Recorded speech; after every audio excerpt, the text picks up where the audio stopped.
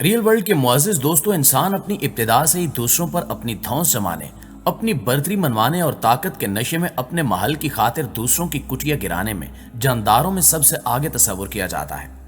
ایسے ہی حالات کا سامنا سرزمین پاکستان کو رہا ہے، کیونکہ جنم دن سے لے کر آج تک ہمسایہ ملک کی بدسلوکیاں، سازشیں، سانحہ سمجھوتا ایکسپریس اور پاکستان کے اندر تخریب خاری جیسی بھیانک منصوبہ بندی کرتا رہتا ہے۔ ایسا ہی ایک بھیانک منصوبہ بھارت اور اسرائیل کی ملی بھگت سے کیا گیا، لیکن پھر اللہ کا ایسا خاص کرم ہوا کہ دشمن کے سارے عزائم خاک میں مل گئے۔ یہ سن 80 کی بات ہے، جب پاکستان اور انڈیا نیوکلیر تنازع کے دہانے پر پہنچ چکے تھے، اور یہی وہ وقت تھا جب انڈیا نے اسرائیل کے ساتھ مل کر پاکستان کا نیوکلیر پروگرام تباہ کرنے کی سازش کی تھی۔ لیکن یہ تنازع شروع ہونے سے پہلے ہی ختم ہو گیا۔ لیکن سوال یہ پیدا ہوتا ہے کہ وہ کیسے؟ تو چلیں آج آپ کو اس کا جواب دیتے ہیں۔ پیارے ساتھیوں، آپ کو پتا ہے کہ پاکستان امت مسلمہ کی واحد ایٹمی قوت ہے جس کو عالمی طاقتیں آج تک برداشت نہیں کر پائیں۔ جب سے پاکستان نے نیوکلیر پروگرام شیئر کیا، تب سے اس کے خلاف سازشوں کے جال بنے جاتے رہے۔ کبھی پاکستان پر پابندیاں عائد کی گئیں اور کبھی پاکستان کو سنگین نتائج کی دھمکیاں دی گئیں۔ یہاں تک کہ جب 28 مئی 1998 کو پاکستان نے ایٹمی دھماکے کیے، تو اس سے کچھ دیر پہلے تک امریکہ سمیت تمام عالمی طاقتیں پاکستان کو دھماکے کرنے سے روکتی رہیں۔ ایسی ایک سازش کا انکشاف CIA کی ڈی کلاسیفائی ہونے والی 9,30,000 دستاویزات میں ملتا ہے۔ دوستو، ان دستاویزات کے مطابق انڈیا اور اسرائیل کو پاکستان کے نیوکلیر پروگرام پر سخت تشویش تھی، جس کے باعث انڈیا نے کہوٹہ میں پاکستان کے نیوکلیر پلانٹ پر بمباری کی منصوبہ بندی کی۔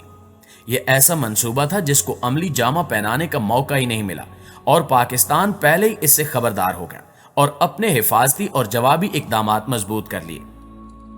اصل میں ہوا یہ تھا کہ جون 1981 میں اسرائیل نے عراق میں اپنے طیارے کے ذریعے کارروائی کرتے ہوئے بغداد کے قریب اس کا نیوکلیر پاور پلانٹ تباہ کر دیا تھا۔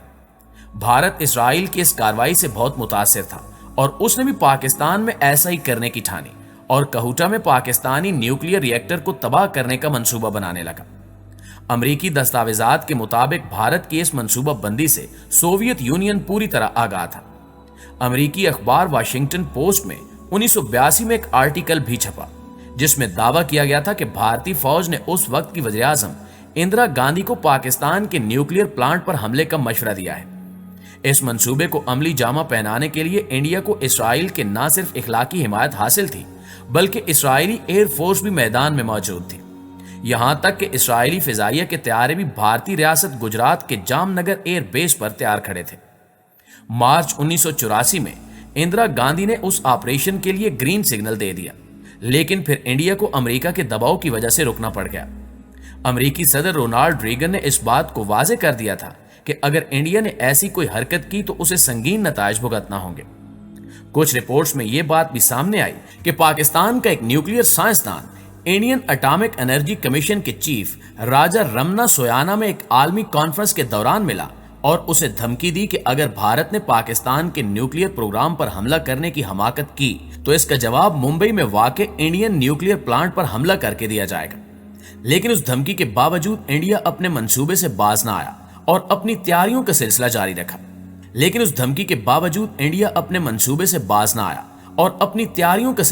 رکھا۔ اسی دوران امریکہ کے ٹی وی چینل ABC نے خبر بریک کر دی کہ بھارت پاکستان کے نیوکلیر پلانٹ پر حملہ کرنے کی تیاری کر رہا ہے۔ اس رپورٹ میں CIA کی امریکی سینٹ کمیٹی کو بھیجی گئی ایک کیبل کا حوالہ بھی دیا گیا۔ اس کے علاوہ پاکستان میں CIA کے ڈائریکٹر نے بھی حکومت کو اس حوالے سے خبردار کر دیا تھا، جس کے بعد پاکستان نے کہوٹہ کے قریب نہ صرف سیکیورٹی بڑھا دی تھی بلکہ اپنے فضائی دفاع میں بھی اضافہ کر دیا، جس کے بعد مجبوراً انڈیا کو اپنے اس منصوبے سے رکنا پڑا، کیونکہ وہ پاکستان کو اسی طرح سرپرائز دینا چاہتا تھا جس طرح اسرائیل نے عراق پر حملہ کر کے دیا تھا۔ لیکن اب چونکہ اس منصوبے کا پاکستان کو علم ہو چکا تھا، اس لیے انڈیا اور اسرائیل کے لیے یہ کارروائی ناممکن ہو گئی تھی، جس کے بعد اس منصوبے کو عمل درآمد کے بغیر ہی ختم کر دیا گیا۔ ناظرین گرامی، اسرائیلی اخبار یروشلم پوسٹ نے 23 فروری 1987 کو یہ انکشاف کیا کہ اسرائیل نے 3 مرتبہ بھارتی حکومت کو کہوٹہ حملے کے لیے منانے کی کوشش کی، لیکن بھارت نے پاکستان کے تباہ کن رد عمل کے خوف سے اس ایڈونچر سے انکار کر دیا۔ آج پاکستان کے پاس نہ صرف اسرائیل اور بھارت سے زیادہ ایٹمی ہتھیار ہیں بلکہ یہ زیادہ تباہ کن بھی ہیں۔ ये इन्हीं हथियारों का खौफ है कि पाकिस्तान से कई गुना ज्यादा ताकत और आबादी रखने वाला भारत इसकी तरफ मैली आंख से देख भी नहीं सकता।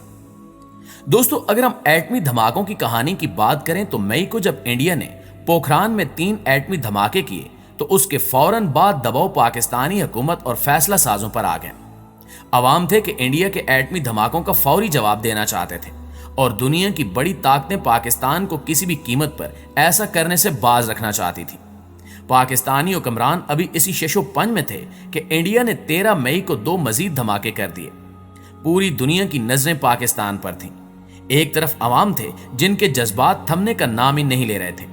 बैनुल अक़वामी ताकतें लालच और पाबंदियों की धमकियों के जरिए पाकिस्तान को जवाबी इकदाम से बाज रखने की कोशिश कर रही थी और दूसरी तरफ इंडियन हुक्मरान और सियासतदान सुबह शाम इश्तियाल अंगेज बयानात के जरिए पाकिस्तान को उकसा और धमका रहे थे। उन दिनों निजी टीवी चैनल्स नहीं थे, लेकिन सनसनी फैलाने का काम अखबारात और बिलखसूस दोपहर और शाम के अखबारात ने संभाल रखा था। हर चंद घंटों बाद धमाके होने या न होने की शहसुर्खियों के साथ नए ज़मीमें गलियों और बाजारों में फैल रहे थे। फिर बिलाखिर पाकिस्तान ने 28 मई को 5 धमाके करके दुनिया की 7वीं बड़ी एटमी कुव्वत बनने का ऐलान कर दिया।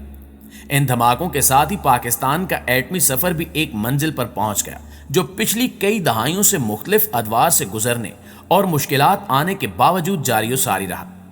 कहा जाता है कि डॉक्टर अब्दुल कदीर खान ने 1976 में एटम बम पर काम शुरू किया था और 6-7 साल के मुख्तसर अरसे में उसे पाया तकमील तक पहुंचा दिया।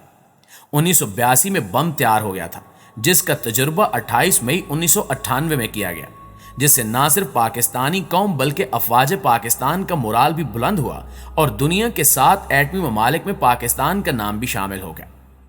नाज़रीन गिरामी, बात यहीं पे खत्म नहीं हुई, बल्कि इस फकीदुल मिसाल कामयाबी के बाद मोहतरमा बेनज़ीर भुट्टो ने डॉक्टर अब्दुल कदीर खान से मिसाइल बनाने की बात की तो डॉक्टर अब्दुल कदीर खान ने पाकिस्तान का पहला गौरी मिसाइल तख्लीक किया जिसकी रेंज 1500 किलोमीटर है, जिसका कामयाब तजुर्बा 8 अप्रैल 1998 में किया गया। इस मिसाइल के बाद डॉक्टर अब्दुल कदीर खान की रखी गई बुनियादों पर अब तक मिसाइलों के कई कामयाब तजुर्बे हो चुके हैं। डॉक्टर अब्दुल कदीर खान कहते थे कि मुझे इसकी परवाह नहीं थी कि इस्लामाबाद होते हुए मैं कई रोज अपने घर वालों तक को मिल नहीं सकता था। मुझे तरह तरह की मुश्किलात का सामना करना पड़ा। मैं सब बर्दाश्त करता रहा मगर पूरी लगन के साथ अपने काम में लगा रहा कि मैं भारतीय वजीर LK एडवाणी की गीदड़ भभकी का जल्द से जल्द जवाब देना चाहता था और मैं खुदावंदे करीम का शुक्रगुजार हूं कि उसने मुझे मुल्क व कौम के सामने सुरखरू किया। जी तो प्यारे दोस्तों, ये थी हमारी आज की वीडियो कैसी लगी कमेंट करके हमें जरूर बताइएगा। इंशाल्लाह आपसे मुलाकात होती है अगली वीडियो में। तब तक अपना ख्याल रखिए। अल्लाह निगहबान।